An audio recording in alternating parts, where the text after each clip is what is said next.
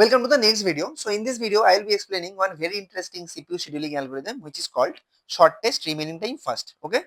So this is preemptive version of shortest job first. So after seeing the examples, you will be able to understand why I am saying this is the preemptive version of shortest job first. Okay. So let's quickly get some example. Let's say this is a Gantt chart. So here time t equal to 3 is starting and here time t equal to 3 is finishing. Alright. So let's say process P1 was getting executed at time t equal to 3. So the moment when t equal to 3 is finished and t equal to 4 is beginning, your operating system will come and your operating system will decide whether to allow P1 continue execution at time t equal to 4 as well, or some other process like P2, P3 or P4 has to be scheduled at time t equal to 4. Okay. So now let's take some real example. So I have not filled the table and I have not prepared the Gantt chart. So this is the Gantt chart, time t equal to 0. Okay. Your first process is arriving at time what? 2. Okay. So this time no process will get executed. Time 2, what will happen? Your process 1 is available. So process 1 is getting scheduled. And how much time it will be executing? 1 unit of time, and then your operating system will check whether to continue P1 or to assign some other process. So at time t equal to 3, your operating system will come to decide.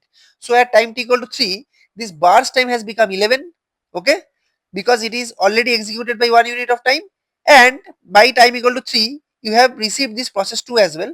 So now you have process 1 and process 2 both in your system. Now tell me which process is having least amount of burst time. Of course process 2, because this is 7. So now process P2 will get scheduled for how much time? 1 unit of time, that is 4. Okay. So at time t equal to 4, your operating system will again come and decide whether to continue P2 or allow some other process to come at time t equal to 4. So what will happen?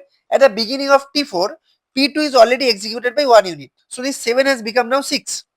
And process P3 has arrived. Alright. So now P1, P2, P3 are the available processes and these are their corresponding burst times. Which process is having the least amount of burst time? That is process 3. Now process 3 will get scheduled. Okay. So for how much time? 1 unit of time up to 5. So now this thing has become 2. So now before moving further, I would like you to notice one thing. So the moment you have all the processes available in your system, let's say at time t equal to 5, you have all the processes P1, P2, P3, P4. Okay. So at this time, whatever process you are choosing, run till the execution. I mean, run till the completion of that process. You don't have to wait at every time unit. Okay. And why is that? Because you are choosing the minimum among all the available bus times and you are reducing that bus time further.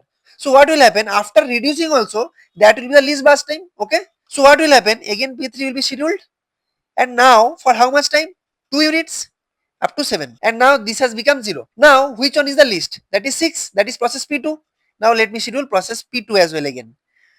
So how much time is left for this P2? That is 6 unit. So what I was saying you is, so even after 1 unit of time, let's say after 1 unit, this will be 8. Okay. And this will be 5. So before execution 6 was minimum, after execution 6 has become 5. So 5 is minimum now also. So even after 1 unit this will become 4. Then also P2 is minimum.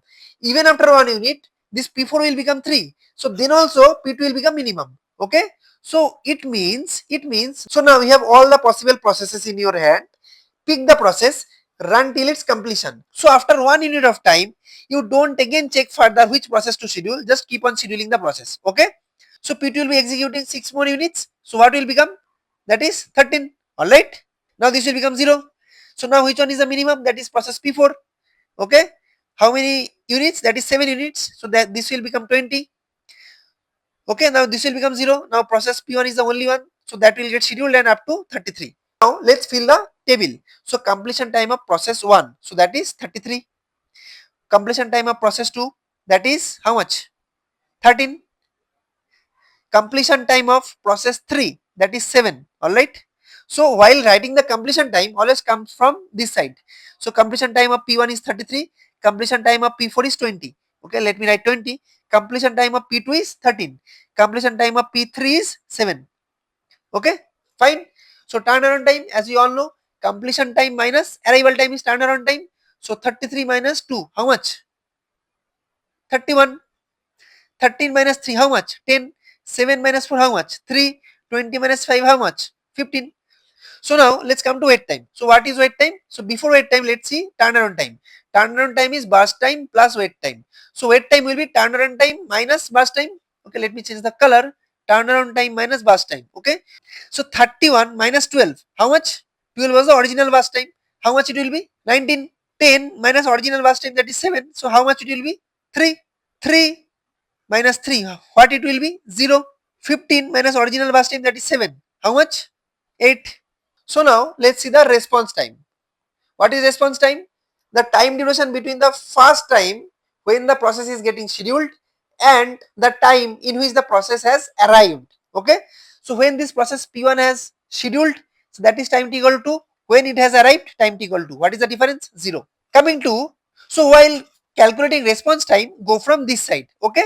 So when process P2 is scheduled for the first time at 3, when it has arrived at time t equal to 3. What is the response time? What is the difference between 3 and 3? That is 0.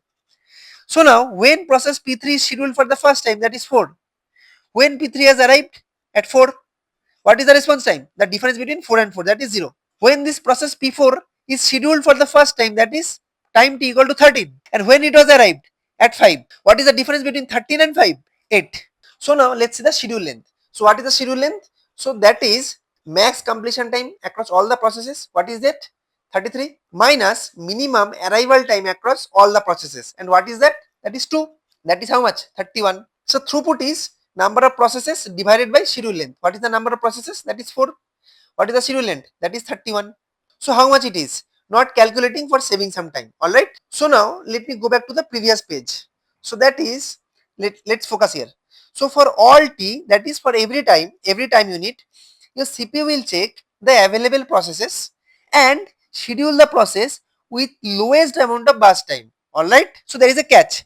If the ongoing process and another process have the same burst time, which is lowest in the system, okay, then what will happen? Then continue the current process, refrain from context switch. So let me take an example. Let me add one more page here. Let's see this very carefully. So let's say this is CPU, process P1 is currently getting executed. All right. Now let's assume P1 is having 3 unit of burst time left. So assume P2 and P3, these two are in ready state. Okay. P2 is having burst time 4 unit and P3 is having burst time 1 unit. What will happen? Naturally, P1 will be pulled back from CPU and P3 will be assigned to the CPU. All good? Now let's take one more example. Let's say this is CPU. Process P1 is currently getting executed. 3 unit is left. Okay. P2 is there. P3 is there in the ready state. So unfortunately, P2 is having 3 unit left. P3 is having 5 unit left. 5 unit left. Okay. So now what will happen? Now see, you have a, so now if you see, you have a conflict between P1 and P2 because both of them are having least amount of burst time, which is 3 unit.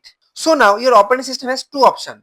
In the next time slot, either it may allow P1 to continue execution or it may assign P2 to the CPU in the next time slot. So if your operating system decides to allow process P1 in the next time slot, there is no context switch.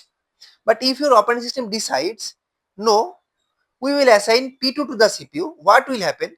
There will be one context switch. Okay. So your operating system will refrain from this context switch and will allow P1 to execute in the next time slot as well. So this is something that I have written here.